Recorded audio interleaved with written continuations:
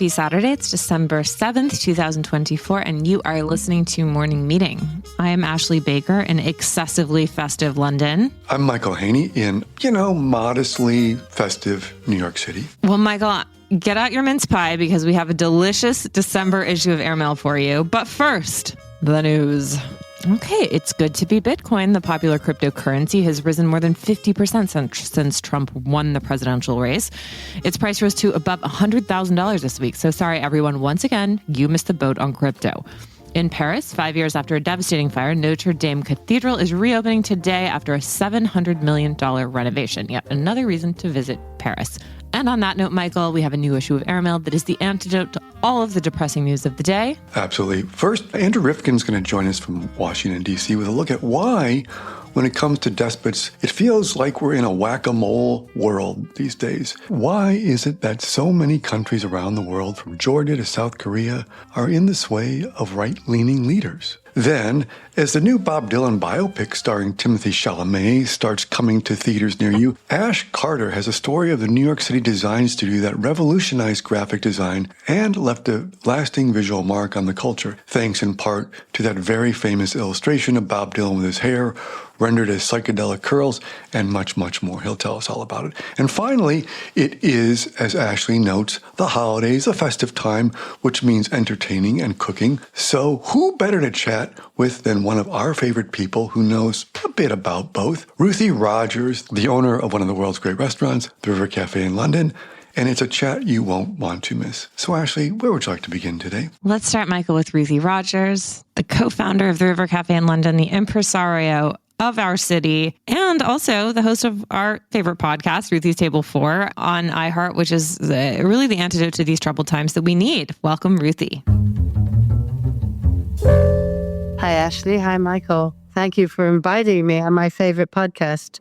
There's one that's second favorite podcast, but this is my favorite one. Okay, well, yours is our favorite. And so we're going to talk about that in a minute. But you and I have been talking about these times that we're living in and how difficult everything in the news seems to be, and how we're all looking for these places that feel like home, that feel good to us, that feel comforting in this time of uncertainty around the world. For everyone in London, that's the River Cafe. So that is why we are just having a vicarious experience today on Morning Meeting, bringing a little bit of River Cafe happiness into everyone's home. So thank you for that. We are in the River Cafe. I'm here. We put our Christmas tree up today in the River Cafe. And we just had our truffles supplier come in with white truffles, which are so crazy expensive this year. And I'm trying to understand why. Because I was saying that olive oil, I can always say it's the agriculture. If it's been raining too much, if it hasn't been raining enough, if it's too cold, if there's hail, there's too much sun. But the truffle price is a bit of a mystery, but they are very good. Better have a tiny little bit than none at all. The River Cafe is probably the best thing that has happened to the lacrosse and cricket parents of West London in the past year. But Ruthie, I feel like a lot of New Yorkers and Los Angeles and listeners of ours who have not been to London in the last 6 months have really missed out. So for the uninitiated, what exactly is the River Cafe? We've always thought about how could we do what we cook in the River Cafe with the same ingredients, the same way of cooking, but do it in an affordable way. And we decided in the summer, we had a beautiful space in what used to be Richard Rogers' office. And we had a shop there for a while. And then we thought, what we really know how to do and want to do is not so much retail, that we are doing our Christmas boxes, but to do a cafe. And so it has the same language as the River Cafe. We have a stainless steel bar. We have a bright pink column. We have a blue carpet. But it is a place that you can come into and have in the morning a coffee and ciambolo, a piece of cake, something. We haven't done cooked breakfast. And then it's a rolling menu that goes on from about 11, which is that you almost put together your own River Cafe plates. So whereas you might, in the River Cafe, have a mozzarella plate with roasted pumpkin at this time of year, smashed chickpeas, a salad of rocket and raw fennel, you can actually order a bowl of mozzarella. You can then order the smashed chickpeas. You can order the roast pumpkin, and put the plates together the way you want them, and to share them. And then as the weather now is quite cold and dark, we're doing pasta and we're doing 3 pastas and 2 soups. So we want the River Cafe to be a place where you can come with your kids. We can come, as you say, on the way to a sports day and have a bowl of soup or just a cup of coffee. And we wanted to do a place where you could have the desserts of the River Cafe without having to have the whole River Cafe menu. I feel seen, Michael. I know I can see your mouth watering as we talk about this. Ruthie, so many of our listeners, and I group all of us on this call, on the podcast right now, among them, have been really distressed by the news cycle lately. So I've been listening, as you know, to back episodes of Ruthie's Table 4, which is like my happy place in podcast land because it is politics free. It's in its 4th season now. But I'd love to know kind of how you came up with the idea and where this whole thing originated. What really, really originated when Richard and I, my husband and I, had a series of evenings, one a year in the autumn. And we started with at our home, in which we invited friends to come. And we had a performance. One year we had Judi Dench. Another year we had Ray Fiennes doing a monologue from Beckett. We had John Williams playing the guitar. And we asked friends to contribute to the evening. And then the person who was the actor or singer would give half the money to their charity of their choice. And Richard and I would get half to ours. And one year we had Ian McKellen. And he told anecdotes about working on stage. He sang a song. He read a poem by Auden. And then the very last thing he did was to read a recipe. I didn't know he was going to do this for ribollita, the soup. And he stood on a stool and read the recipe. And I always say recipes are half poetry and half science. And he read it. He had another. It was 100% drama. And so I think when we all were experiencing COVID and people couldn't come here, I thought, well, another way of communicating and bringing people in would be perhaps to read a recipe every day and to get different people to read a recipe. And I actually called Graydon Carter and said, what do you think? And he said, well, what I think is that you need something more than a recipe, and that the recipe is great to read, but then you should segue into what the recipe and what food meant. So we did it, and we took his advice, and the 3 friends that I called one was Michael Caine, and the other was Wes Anderson, and I think it was Jake Gyllenhaal, and also Judy. I think it was Judi Dench. Anyway, we asked them, and I said, I've never done this before, but can we try? We had to do it by Zoom because it was COVID. They each chose a recipe, and then that came into a story of their memories of food, how memories of food can tell the story of a life. Who are some of your favorite? I mean, I hate to ask you to pick favorites, but is there an episode that you're particularly attached to for any reason? Or is there a revelation that someone's had on the show that you found really powerful or meaningful in your own life? The other day I did one with Francis, as he told me not to call him Ford, but Francis Coppola. And he told me about the scene with Brando at the end, because I was more interested in the citrus in The Godfather. There's a lot of citrus in that movie. And so he said that last scene when Brando puts the orange in his mouth to scare the child, they play this game. And then, he dies in the garden and the kid thinks it's part of the game. And he said that was Brando's idea. So we're finding a lot of comfort in food. And on that note, I have a spoiler alert, Michael. Your Christmas gift is already sorted because there's only one gift to please the man who has everything. And that is, in fact, the River Cafe's gift box, which is legend for anyone who's ever received one. Ruthie, tell us exactly what they are and why everyone on the planet basically should be getting one of these this holiday season. We do in different ranges. And one of them, for your listeners, is an international box. And that means that we can't send alcohol internationally. So we make it up it's called the International Box. And it has the apron, it has a tote bag, it has tomatoes that have been peeled from the supplier. We use Paolo Petrelli in Puglia, balsamic vinegar.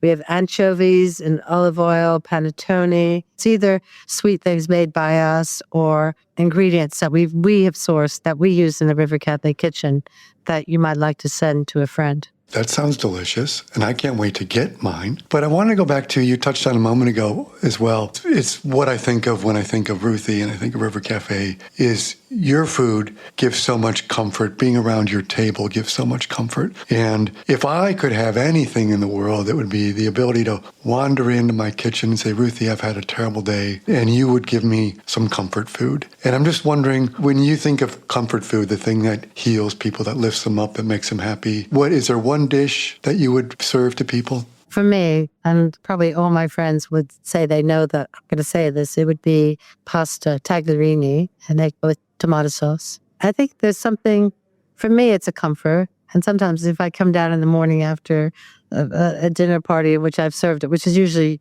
99% of the time, I start a meal with a pasta and even have it cold from the fridge. You feel somehow life is going to be okay.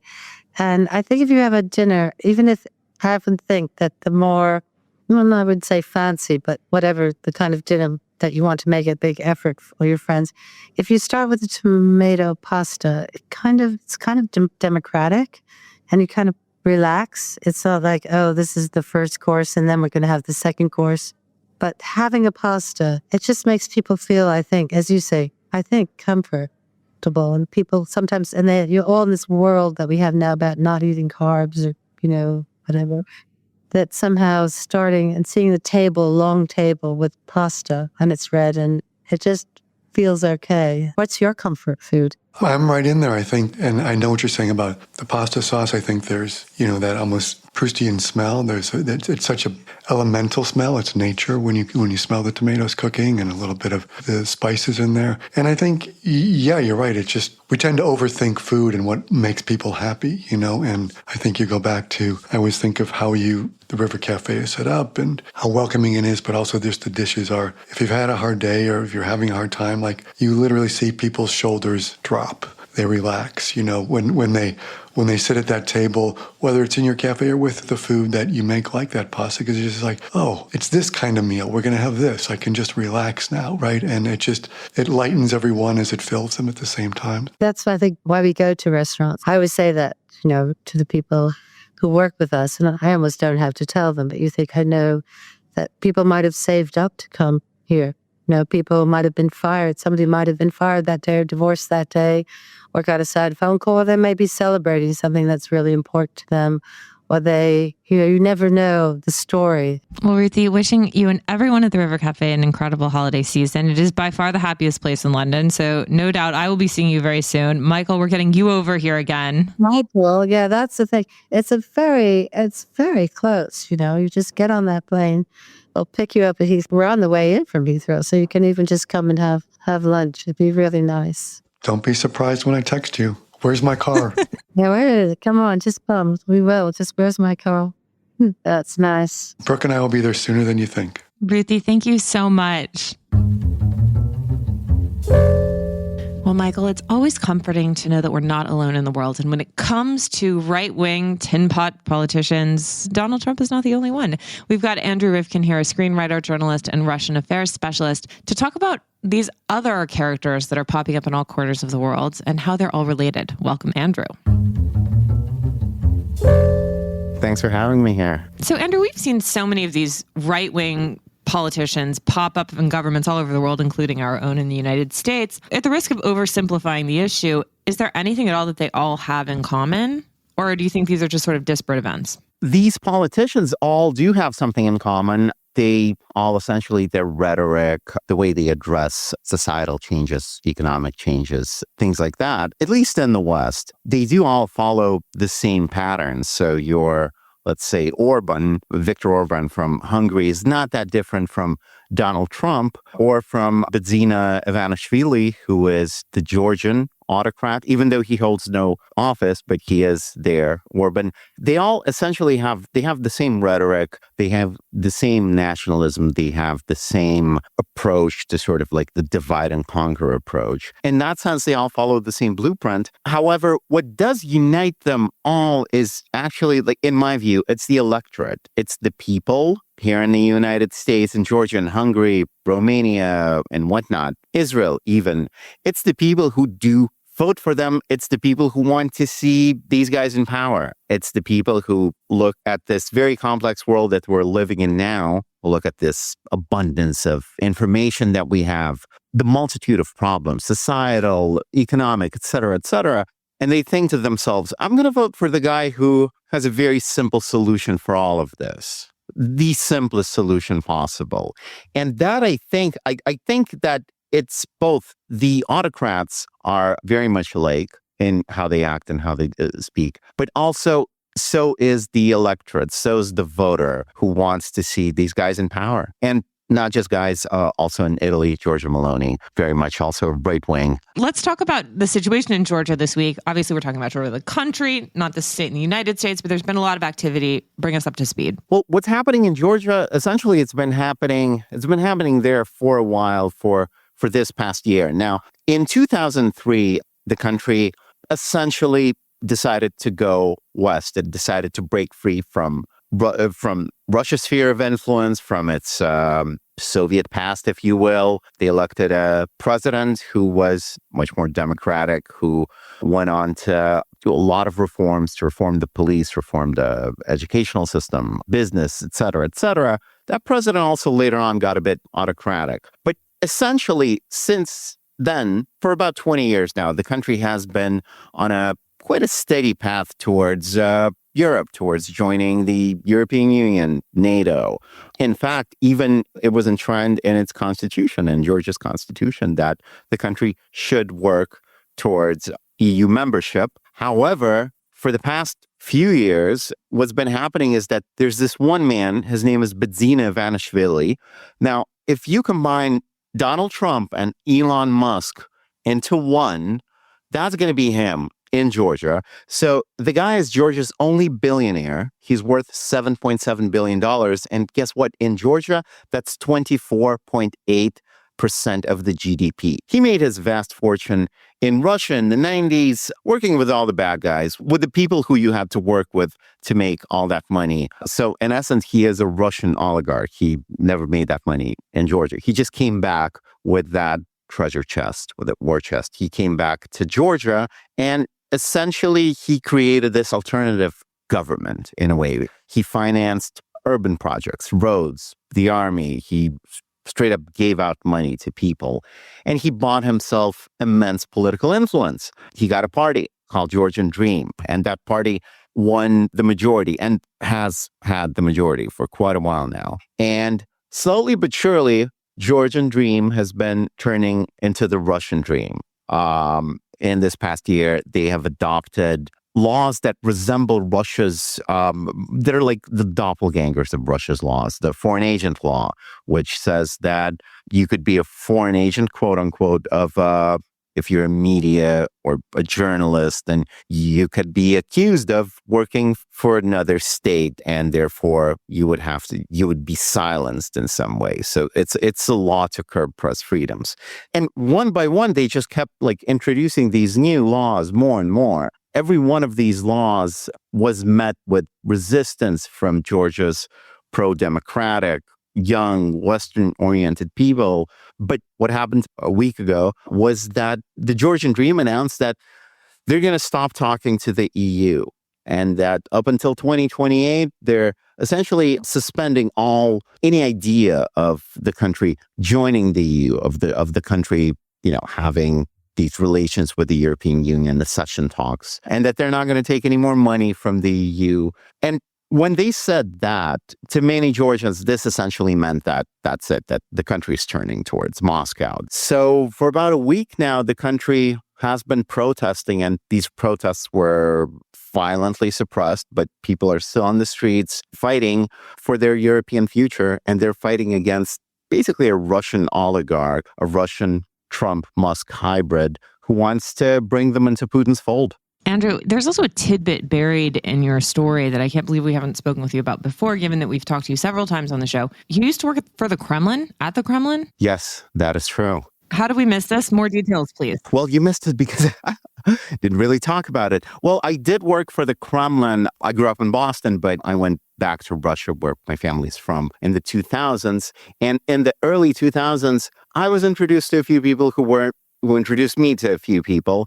And long story short, I ended up working for the propaganda department at the Kremlin. So I did magazines. These are like glossy lifestyle magazines that essentially it's the propaganda version of GQ.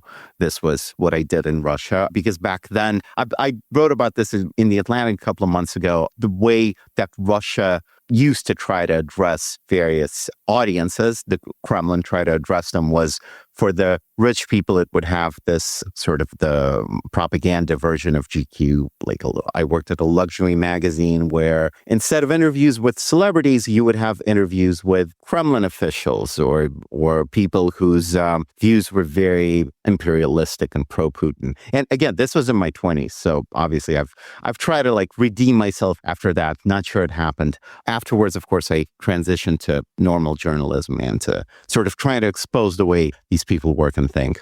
But I think part of what's interesting about your experience inside the Kremlin, which you bring to bear in your column this week, is that, when people want to see this vast conspiracy organized by Putin to bring all these people into power around the globe, you've got a great line. Said they're 3 years into fighting a country, Ukraine, that they thought they were going to conquer in 3 days. So they're not, as you say, ultimately like that sophisticated in their thinking, right?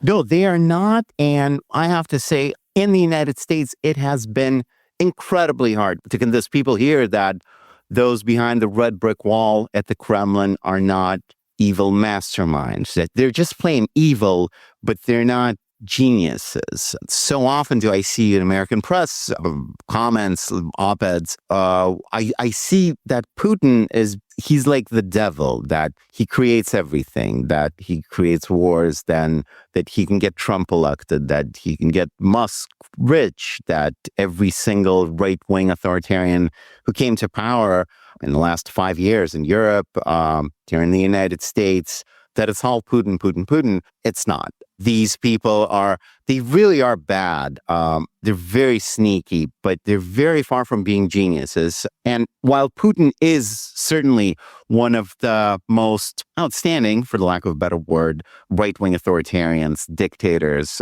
on the market today, it's not him that gave birth to Trump or Orban or Netanyahu or all these other people who came to power legitimately, but then try to sort of seize it.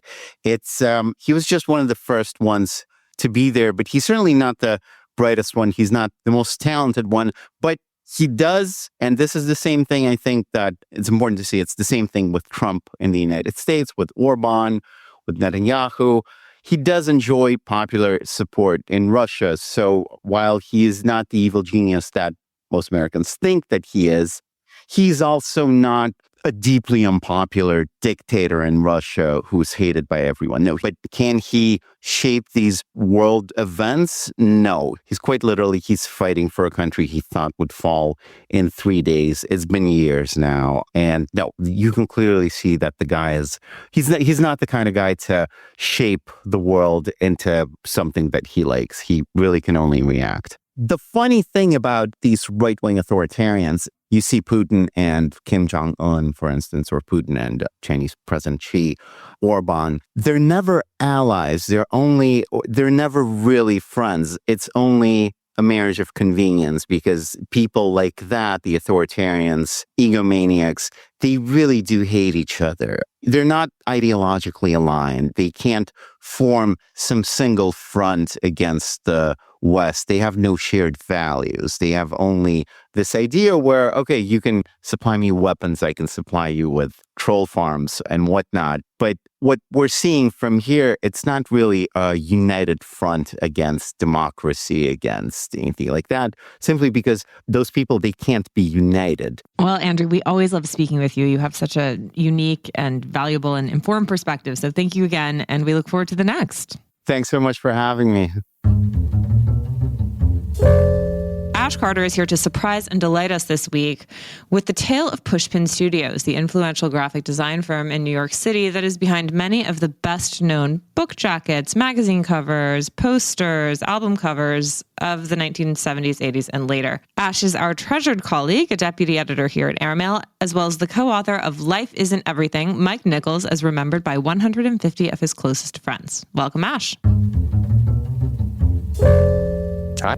Ash, I realize to you I'm going to sound like a total rube, but when I hear the name Milton Glaser, I think New York Magazine, I think I Heart New York. I did not think Pushpin Studios. Tell me how I got this so wrong. And what exactly is Pushpin Studios? Milton is the best known individual from Pushpin, but it was started by Seymour Quast and Ed Sorel. Basically, all these guys had gone to Cooper Union together. And then a couple of years after graduation, Ed and Seymour bumped into each other. They were doing really low-level graphic design work for making subscription cards for men's magazines, and they were kind of looking for something more creative, and so they decided to go into business on their own. Milton had gone to Italy to study under Giorgio Morandi on a Fulbright scholarship, then came back, and so he joined, and then a fourth Cooper classmate, Mel Ruffins, also came aboard. At the time, their work was everywhere, like within a very short period of time. To set the stage a little bit, you can't separate the impact of Pushpin from just the change in American society. Their rise really coincides with the baby boom generation, kind of, a period of a lot of mass media, a rising large generation with money in their pockets, and kind of a more youth-focused culture. And so their work, they didn't do a lot of corporate annuals and Scotch ads and, car ads and things that would have been handled by bigger firms and, products that were aimed for older people.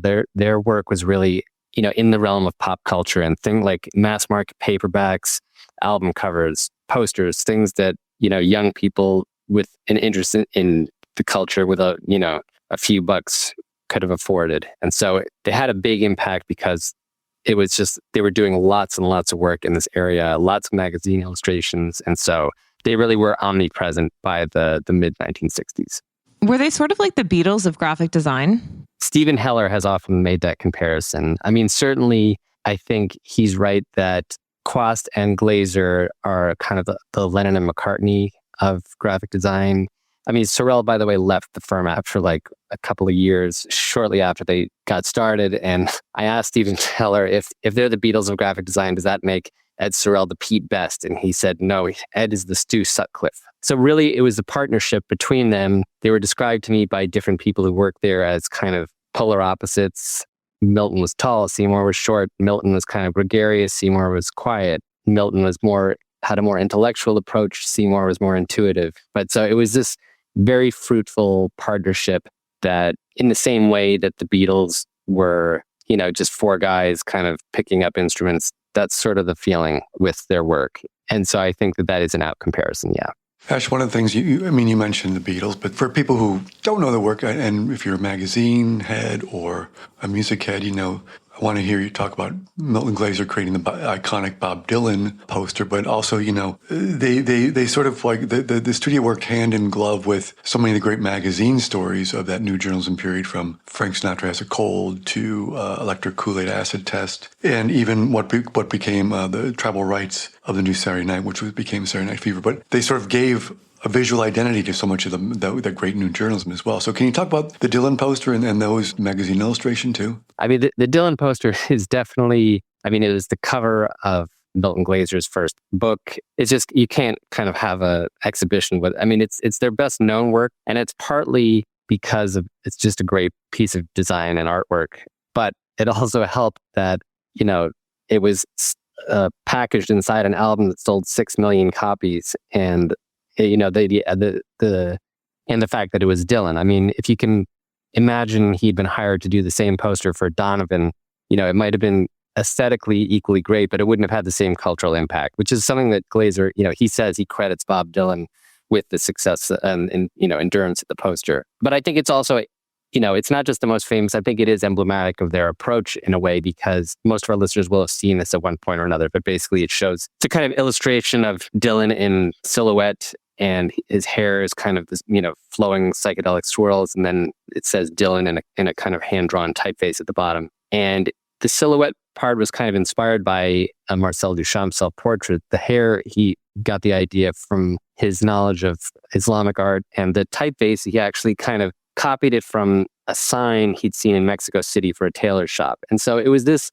this kind of sort of joyful looting of the past. In terms of the new journal, I don't think it's actually kind of commented on enough their relationship with new journalism. I mean, Milton was co-founder of New York Magazine, which is one of the, key showcases for new journalism. But even across different magazines, a lot of the really signature works of the genre were illustrated by Pushpin. And I think that one of the reasons not so many people put that together is that they don't look alike. They're done in totally different styles. And so you wouldn't necessarily associate them with one another without having just the prior knowledge that these guys all work together. They were willing to sort of try anything that they felt suited whatever it was that they were hired to do. And I think that, they really were the visual complement to new journalism. Yeah, I find it so interesting. It's because, as you know, modernism was dead, and you have Ed Sorel and Glazer and James McMullen, and all these guys are sort of, they're doing the human form. They're doing in watercolor or pen and ink, very sort of like hundreds of years old sort of art, rather than doing something more modern. So it sort of works in balance with the very new journalism. And then you've got this other piece of it. I mean, they're kind of classified as graphic design because that was just the nature of the business, but they really did it all. I mean, not only were they great designers and just made their own typefaces, and they were all really artists in their own right. They really knew how to draw, and they drew beautifully and painted and did woodcuts and all kinds of things. That's not so common in the profession today, where it's much more the norm to just be trained on a computer. And I think one thing that distinguishes them from firms today is that they were a part of the culture that they were helping to bring into being. Myrna Davis, who ran the office, told me that she was one of the first people that Robert Benton, the co-writer of Bonnie and Clyde, read that screenplay to. There was a group of about 5 or 6 of them, and that the next day he read it for Francois Truffaut. Peter, Paul, and Mary would just come and hang out in the office. They were just kind of really part of the mix. Whereas now I think, people set up a firm and, they do business with people, but it's just, I feel that's a little bit different. Well, Ash, thank you so much. As I always say to Michael, one of the things that I love about Airmail, not only reading it, but working with you all, is that, you learned so much about people you thought you knew about, and this story does exactly that. So thank you so much for bringing it to our attention and also inspiring us to go to Sag Harbor to see this exhibition. Thanks for having me. There's only one place to discover a global snapshot of the current cultural scene. Airmail's Arts Intel Report, our international research tool for what to do and where and when to do it, is user-friendly, continuously updated, and meticulously curated. Arts Intel is handy at home, on the road, and when you're planning your next trip. It also includes indispensable lists of restaurants and hotels in key cities around the world, recommended by our well-traveled experts. Explore Arts Intel at airmail.news/arts-intel, and be sure to sign up for our Week in Culture newsletter, which is published every Wednesday afternoon at airmail.news/WIC. I'm Chris Garrett, an Airmail Deputy Editor, and I never leave home without it. Bon voyage. Michael, it is the weekend at last. We have some free time. Please give us a meaningful way to occupy it. Okay, I've got one suggestion. Did you ever see the French espionage thriller, The Bureau? Do you even know me? I can memorize lines from it. Let's go. Okay. Let's do dialogue. So, do you know about the American reboot of that called The Agency? I actually haven't seen The Agency. Is it out yet? It's out. It just dropped over here over the holiday weekend. For those of you who, many our listeners, I'm sure, know The Bureau, it's a much-loved French espionage thriller that sort of looked inside a French Secret Service clandestine branch of its undercover agents. Now it's been rebooted here in the U.S., with Michael Fassbender in the lead, Richard Gere, Jeffrey Wright, fantastic cast, Jodie Turner-Smith, many other people. It tells us a story of a covert CIA agent who's ordered to abandon his undercover life and return to the London station, where things get a little complicated, not just because of international events, but the woman he left behind reappears and some intrigue begins from there. So I'm 2 episodes in. It's pretty terrific. Richard Gere is terrific to see him sort of like playing a spy master. I'm not going to compare it and contrast it to The Bureau. That's apples and oranges a little bit, but it's called The Agency, and it is available on Paramount+. And you, my dear, what do you got for us? Michael, I have a new podcast I'm completely fixated on. It's called Fashion Neurosis. It's from Bella Freud. Bella's a fashion designer. She's also the daughter of Lucian Freud and the great granddaughter of Sigmund Freud. And she really leans into that with this great podcast. And it's called Fashion Neurosis. And she invites interesting people to come onto her couch. And she asks them all these questions about fashion. You know, why did you choose what you're wearing today? What clothes put you in a good mood when you're feeling low? But the guests are incredible. I mean, she's had Kate Moss, she had Daphne Guinness, Carl Ove Nausgaard, Zadie Smith, like a really interesting group of people, Kristen Scott Thomas. But her voice is so soothing. Like it's kind of like going to therapy, just listening to this podcast. I highly recommend it. It's called Fashion Neurosis, and it's from Bella Freud, and you can find it everywhere you get your podcasts. All right. Well, thank you all so much for listening and joining us this week. We wish you a marvelous weekend. Michael, will you please read us out?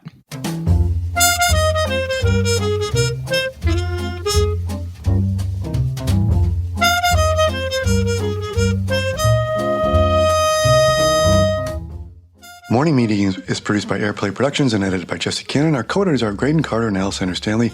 Our chief operating officer is Bill Keenan. Our deputy editors are Ashley Baker, Chris Garrett, Nathan King, Julie Vitale, and Ash Carter. Our CMO is Emily Davis, and our music supervisor is Randall Poster. Our theme music is The Cute Monster by the Buddy Collette Quintet. A new edition of Airmail is published every Saturday, so please subscribe and enjoy all of our stories on airmail.news, which we update every day. You can also find us on Twitter and Instagram at Airmail Weekly. We will be back here next Saturday with another edition of Morning Meeting, but in the meantime, be sure to subscribe at Spotify or Apple Music. But most of all, thanks again for joining us.